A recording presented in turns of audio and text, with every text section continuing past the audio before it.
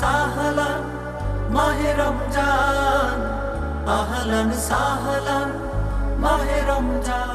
বিসমিল্লাহ, আলহামদুলিল্লাহি ওয়া কাফা ওয়াসসালাতু ওয়াসসালামু আলা মান লা নাবিয়্যা বা'দা।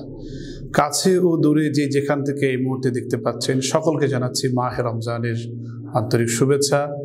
রাবা আইডিয়াল ক্রিয়েটিভ মাদ্রাসা কর্তৃক আয়োজিত মাহে রমজানের ধারাবাহিক পর্বে আমরা আজকে আলোচনা করব সৎ কাজের আদেশ ও অসৎ কাজের নিষেধ। আল্লাহ রাব্বুল আলামিন পবিত্র কোরআনে কারীমে বলেছেন, ওয়ালতাকুম মিনকুম উম্মাতান ইয়াদউনা ইলাল খায়র ওয়া ইয়া'মুরুনা বিল মা'রুফ ওয়া ইয়ানহাউনা আনিল মুনকার উলাইকা হুমুল মুফলিহুন।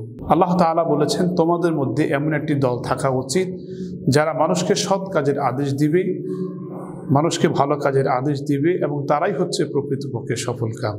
আল্লাহ নবী সাল্লাল্লাহু আলাইহি ওয়াসাল্লামের একটি হাদিস, মান রাআ মিনকুম মুনকারান ফালইয়ুগাইয়ির বিয়াদিহি ফাইন লাম ইয়াস্তাতি ফাবিলিসানি ফাইন লাম ইয়াস্তাতি ফাবিকলবি ওয়া হুয়া আদআফুল ঈমান। আল্লাহ নবী সাল্লাল্লাহু আলাইহি ওয়াসাল্লাম বলেছেন, তোমরা সৎ কাজের আদেশ করো, অসৎ কাজের নিষেধ করো।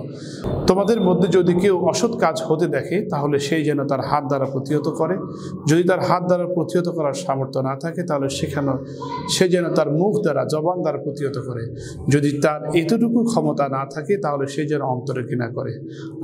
আমরা আরেকটি কোরআনের একটি সূরাতুল আসর আল্লাহ তাআলা কত সুন্দর করে বলেছেন, ওয়াল আসর ইন্নাল ইনসানা লাফি খুসর ইল্লাল্লাযীনা আমানু ওয়া আমিলুস সালিহাত। সময়ের কসম করে আল্লাহ তাআলা বলছেন, ইন্নাল ইনসানা লাফি খুসর, নিশ্চয়ই সমস্ত মানুষ ধ্বংসের ক্ষতির মধ্যে রয়েছে, ইল্লাল্লাযীনা আমানু ওয়া আমিলুস সালিহাত, যারা ঈমান এনেছে এবং সৎকর্ম করেছে।